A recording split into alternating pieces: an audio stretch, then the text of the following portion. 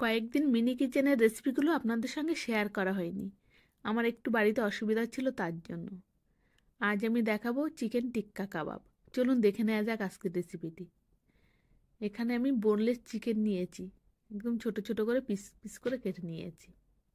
ওই চিকেনের ভিতরে আমি আদা রসুন বাটা, লবণ, হলুদ আর একটু লেবুর রস দিয়ে ভালো করে মেখে আধ ঘন্টার মতো আমি রেখে দেবো।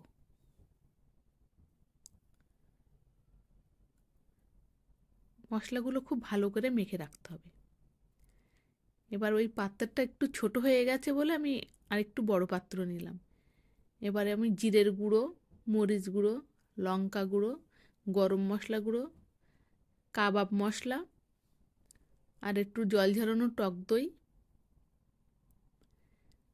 ঘি দিলাম, সামান্য একটু ফুড কালার দিলাম, ক্যাপসিকাম, পেঁয়াজ আর বাইন্ডিংয়ের জন্য একটু বেসন দিলাম। কাবাবের স্বাদ বাড়ে কিন্তু ঘি দিলে। এই 1 চামচ ঘি কিন্তু আপনারা অবশ্যই দেবেন। আর একটু ফুড কালার দিয়েছি যাতে কালারটা সুন্দর হয় তার জন্য। এবার একটা টুথপিকের ভিতরে আমি ক্যাপসিকাম, চিকেন আর পেঁয়াজ একটা একটা করে সব গেঁথে নেব। আমি যে মিনি কিচেনের রেসিপিগুলো দেখাই সবই কিন্তু অরিজিনাল রেসিপি। এটা দেখেই আপনারা বাড়িতে বড় কিচেনে বানাবেন।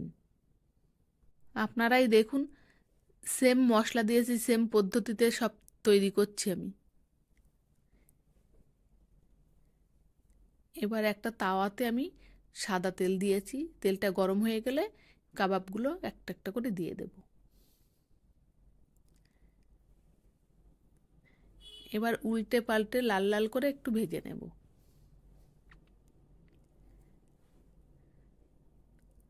উপর থেকে আমি একটু ঘি দিলাম। এই ঘি দিলেই কিন্তু ফ্লেভারটা সুন্দর হবে। এই মিনি কিচেনের রান্নাগুলো দেখতে খুব ভালো লাগে, কিন্তু করতে একটু কষ্ট হয় বেশি।